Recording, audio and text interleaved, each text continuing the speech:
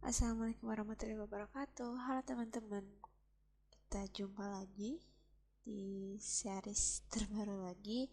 Jadi di series kali ini kita akan menganalisis hasil dari analisis XRD atau X-ray diffraction. Jadi untuk analisis kali ini tuh memakai XRD itu lebih kayak kita verifikasi gitu ya, membandingkan hasil analisis XRD dari senyawa yang biasanya itu ya yang kita sintesis dengan data dari literatur. Untuk apa? Untuk itu memverifikasi apakah betul nggak sih hasil dari sintesis kita itu betul senyawa target yang kita ingin sintesis gitu. Atau bisa juga kita mencari tahu gitu senyawa apa misalnya belum diketahui gitu dan dibandingkan dengan literatur yang ada di database si XRD ini. Jadi diketahui gitu bahwa itu tuh senyawa apa. Jadi untuk analisis XRD ini kita akan pertama itu kita akan menentukan fasa dan melakukan refinement.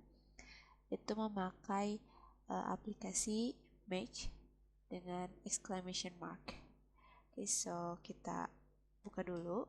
Nah, sebelum itu di match ini karena kita akan melakukan refinement, jadi kita pakai software foolproof dulu. Ini juga dari match-nya, tapi si softwarenya itu terpisah, jadi nggak langsung ada di si match-nya.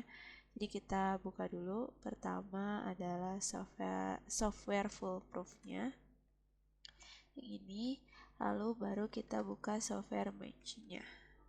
Nah, ini ada exclamation mark ya, emang dari situnya. Nah, ini continue evaluation aja.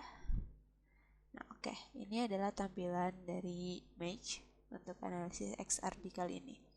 Nah, sebelum kita akan membuka file data hasil XRD yang akan kita analisis, jadi FYI aja, analisis yang akan kita lakukan kali ini tuh analisis yang manual. Jadi kita perlu merubah dulu batch yang ada di match ini menjadi expert.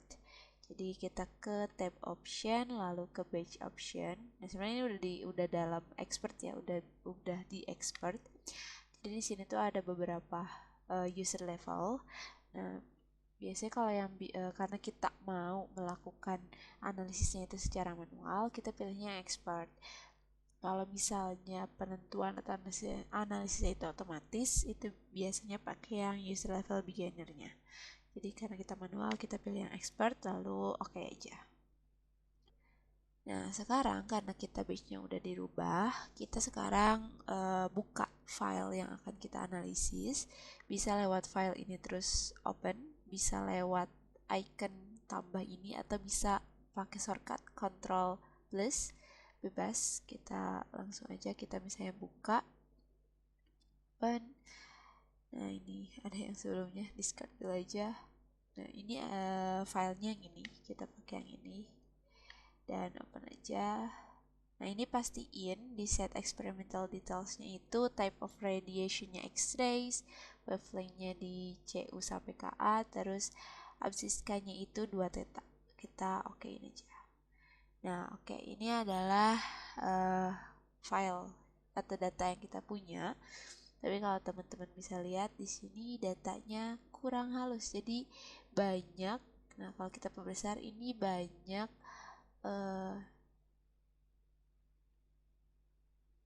banyak puncak-puncak kecil yang mungkin aja bisa mengganggu hasil baca analisis dari software ini. Jadi kita perlu melakukan smoothing dulu. Jadi kita akan menghaluskan difraktogramnya.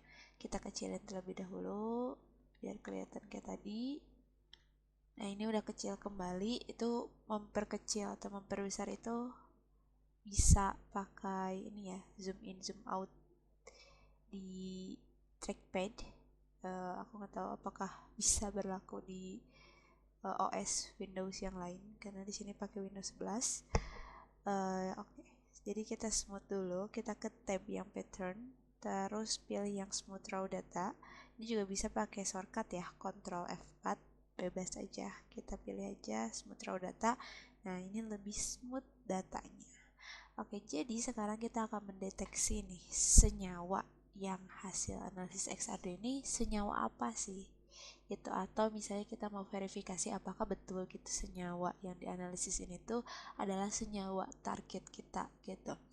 Nah, jadi kita akan jadi sebenarnya si base-nya itu diffractogram yang kita punya ini akan dibandingkan dengan database yang punyanya match ini. Nah, karena database itu banyak gitu, kita itu bisa mempersempit pencariannya gitu, mempersempit pencarian senyawa di database itu dengan sebenarnya ada dua cara, yaitu pertama dengan penandaan puncak. Ini kan puncak-puncak senyawa itu unik ya atau khusus gitu, jadi spesifik gitu. Jadi kita bisa menandai puncak-puncak yang ada di sini gitu untuk mempersempit pencarian senyawa di database-nya match gitu. Atau kita juga bisa dengan uh, penandaan unsur yang dari tabel periodik di sini. Nah, biasanya kalau penandaan unsur itu kita udah tahu nih senyawanya apa, jadi kita ingin memverifikasi saja gitu. Senyawanya ingin memverifikasi langsung senyawa target apakah betul gitu. Senyawa yang disintesis itu di fraktogramnya itu sesuai dengan senyawa targetnya. Nah, aku bakal nunjukin dulu cara yang pertama. Kalau misalnya kita udah tahu itu senyawa apa, dan ingin memverifikasi apakah betul senyawa itu tuh senyawa yang kita duga gitu. Itu bisa dengan penandaan unsur dari tabel periodik ini. Nah, jadi sebenarnya senyawa yang kita punya ini adalah senyawa TiO2. Jadi kita bisa tandai aja di sini itu kita pilih hanya unsur titanium dan oksigen. Caranya ini kan di sini ini sebenarnya gak terlalu kelihatan mungkin ya. Tapi yang hijau ini adalah all, artinya semua unsur yang ditandai dengan warna hijau ini dimasukkan. Jadi bisa mungkin ada gitu di senyawa ini, atau kita ingin pilih senyawa yang ditandain hijau ini tuh untuk dideteksi gitu, untuk dijadikan mempersempit pencariannya. Nah, kalau non ini berarti gak akan muncul gitu di deteksinya. Dan lain sebagainya, ada warna biru any dan warna kuning opsional. Jadi karena kita ingin khusus aja untuk di titanium dan oksigen, kita tandai dulu semuanya warna merah dengan mengklik toggle ini. Nah, terus kita pencet yang hijau ini hanya di titanium dan oksigen aja. Nah, ini muncul nih kemungkinan kandidat kandidat fasenya, karena kan kita mau menentukan fase dulu ya. Kandidat fasenya itu kemungkinan bisa ada ini. Nah, sekarang kita langsung ke penentuan fasenya, yaitu dengan klik yang ini, run phase identification. Nah, kita klik dan kita tunggu. Ini agak lama, jadi kita percepat ya. Nah, ini sudah muncul. Ini muncul kandidat-kandidat fasenya. Ini ternyata paling atas itu adalah TiO2 gitu, dengan nilai FOM-nya itu 0,7958. Nah, jadi nunjukin apa sih nilai FOM itu? Nilai FOM itu nunjukin kesesuaian kesesuaian puncak-puncak yang ada di diffractogram yang hasil analisis XRD dengan standar gitu, dimana FOM-nya mendekati 1 itu semakin bagus, artinya si puncak-puncaknya itu makin sama atau makin mendekati dengan puncak-puncak yang ada di database atau puncak-puncak yang ada di literatur gitu. Jadi semakin bagus gitu, semakin betul perdugaan bahwa si senyawa itu tuh senyawa target kita gitu. Nah, itu kan cara yang dengan menandai unsur ya. Nah, aku bakal nunjukin lagi cara yang kedua, yaitu dengan menandai puncak. Nah, cara yang kedua ini caranya bisa jadi menghasilkan nilai FOM yang lebih mendekati 1. Kenapa? Karena dia lebih spesifik sama kita gitu, ditandai si puncak-puncaknya. Jadi aku bakal keep dulu ini dan buka lagi diffractogram ya dari senyawa yang tadi yang baru, biar gak bertumpuk ya. Nah, ini file yang baru aku buka, sama ya, senyawanya masih yang tadi ya, namanya juga masih sama nem genap. Ini udah dismoothin juga. Nah, sekarang ini caranya deteksi senyawa. Kita mau mempersempit pencariannya itu dengan menandai tiap-tiap puncak. Ini kita bakal tandai puncak-puncak yang kelihatan aja, ini ya, yang ini pertama, terus yang ini juga nih yang kecil-kecil ya, kita akan tandai. Karena kan semakin banyak yang kita tandai, itu kemungkinan lebih semakin sempit juga pencariannya, yang akhirnya bisa lebih menghasilkan nilai FOM yang lebih mendekati 1 karena lebih mendekati dengan dari data literatur. Caranya gimana? Kita itu harus kita bakalan pakai bantuan garis. Jadi kita itu akan menandai si puncaknya itu pas di tengah-tengah puncak ini, jadi di segitiganya gitu. Pakainya pakai apa? Pakai Ctrl X ya. Jadi kita akan tandai garisnya. Ini kita klik Ctrl X. Ini jadi muncul garis bantu ya, sebenarnya garis bantu aja. Nah, caranya gimana? Misalnya aku mau nentuin dulu puncak yang ini ya, jadi kita bisa zoom dulu. Zoomnya itu bisa kita zoom in aja dari trackpad, atau kita select, jadi tinggal klik kiri ya. Nah, di area puncak ini, nah ini nanti ke zoom kan kayak gini. Nah, kita kalau misalnya mau geserin ya, ini kan gak kelihatan puncaknya, kita sambil klik shift lalu drag ya, kayak gini. Nah, ini kan ada tengahnya ya, kita tandai ini tengahnya. Caranya gimana? Kita klik Ctrl terus klik kanan. Nah, ini udah ketandain satu nih, ada yang warna biru. Terus misalnya kita mau nandain, tadi ada puncak lagi ya di bawah sini. Nah, kita bisa perkecil dulu ya, zoom out. Nah, ini nih. Nah, ini kita tandai lagi, misalnya dengan kontrol klik kanan. Nah, kita perkecil, agak lama ya memperkecilnya, dan kita tandai lagi. Misalnya yang ini sekarang kita zoom in dulu, kita tandai puncaknya ada ini, kontrol klik kanan. Yang ini juga kontrol klik kanan. Nah, seperti itu seterusnya kita tandai puncak-puncak yang muncul di diffractogram ini gitu, sampai semuanya ditandai ya. Kita percepat saja biar langsung muncul. Oke, ini udah kita tanda-tandai puncak-puncaknya ya. Nah, sekarang kita tinggal penentuan fasenya, sama kayak tadi, kita pilih match ini. Nah, ini lumayan cepat. Oke, ini muncul sama ya senyawanya, ternyata TiO2 yang paling tingginya dengan nilai FOM-nya ini lebih tinggi, yaitu 0,9179. Kalau tadi dengan memakai yang cara penandaan unsur dari tabel periode ini, itu kurang lebih di 0,7 kan. Nah, jadi ini kan lebih mendekati 1, jadi lebih bagus data yang kita tandai puncak satu persatu. Oke, jadi sekarang kita udah menentukan ya fasenya rutil ya di sini dengan senyawanya itu TiO2. Nah, kita akan melakukan refinement karena kita akan pilih yang senyawa TiO2 ini. Kita bisa klik atau drag ya ke sini, ke bagian yang ini di kuning ini. Kita bisa klik 2 kali aja.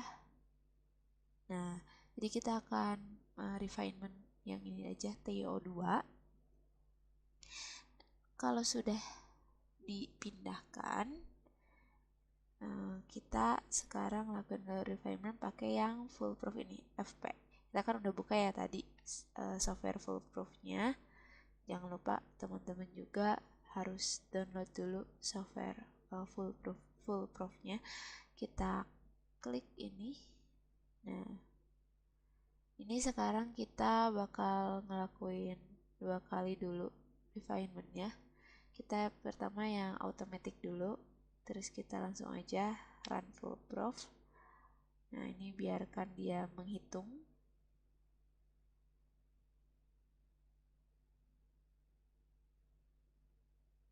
Oke, katanya di sini your chi-square is not high, but the model could be improved. Jadi nilai chi-square-nya yang ini nggak terlalu bagus karena dia ya tidak terlalu tinggi. Kita coba lagi 2 kali refinement. Kita sekarang kalau tadi kan yang di automatic ya atau beginner, ini kita ke advance sekarang kan, dan kita coba klik dulu di save on 2 tetanya. Terus kita run lagi. Nah, di sini ternyata tidak ada perubahan ya. Jadi si your chi-square-nya ternyata tetap tidak terlalu tinggi, tapi katanya ini bisa modelnya bisa di-improve ya, bisa ditingkatkan kalau misalnya nilai statistiknya itu bagus gitu ya. Jadi kita akan ambil data ini aja. Nah, kita bisa lihat nih di data sheet ini. Nah, ini kita klik dulu ya. Nah, yang TO2 dataset ini kalau yang original, yang tadi tanpa refinement ya datanya. Nah, kalau ini yang dengan refinement tadi, dengan perbaikan. Nah, di sini ada referensinya. Ini adalah literatur atau database yang dipakai dari Week of ya, second edition. Jadi bisa kita bandingkan juga dengan database yang ada di referensi ini. Dan ini adalah data-data hasil refinement, ada HKL-nya gitu ya. Nah, ini banyak. Kita bisa lihat hasilnya secara lebih jelas itu di bagian report ya. Nah, ini nih kayak gambar apa? Gambar kertas gitu ya. Kita klik aja. Nah, ini ya. Kita klik, ini udah muncul. Ini ada sampelnya, nama sampelnya mesin genap ya. Nah, ini ada komposisinya, tadi kan rutil TiO2 ya, dan ternyata ini elemen atau komposisi unsurnya ternyata TI-nya ada sebesar 59,9%, untuk O-nya itu ada 40,1% ya. Terus ini oke, ini detailsnya ya, detailsnya ini formulanya. Terus nah ini figure of merit FOM-nya tadi ya 0,9, hampir mendekati 1.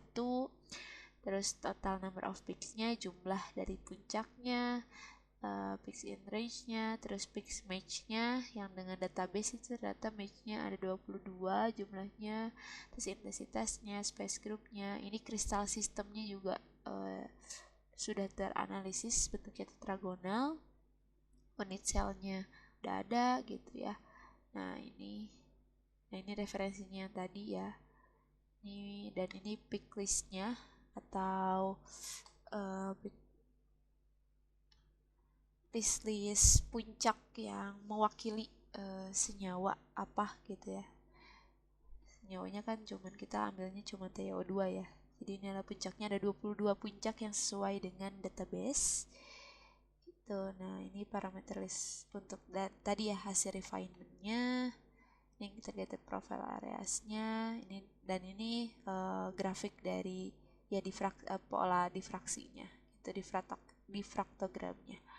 Oke, jadi sekarang kita save aja, tinggal save yang ini ya, dan ini kita namain 7B report misalnya. Oke, tinggal di save aja. Oke, dan ini sudah tersimpan. Kita coba cek. Nah, ini udah ya, sudah tersimpan. Kita juga sebenarnya bisa ekspor datanya ya, dari sini, dari file, terus diekspor dalam bentuk PDF, misalnya ekspor. Kita juga bisa ekspor datasheet karena kita bisa olah lagi datasheet ini di Origin ataupun di Excel. Kita langsung export aja datasheet yang refine-nya. Oke, kita namain misalnya 7B datasheet refine, dan tinggal di save. Oke, kita udah export datanya dan kita akan lanjutkan lagi analisisnya di part selanjutnya. Jadi sampai jumpa.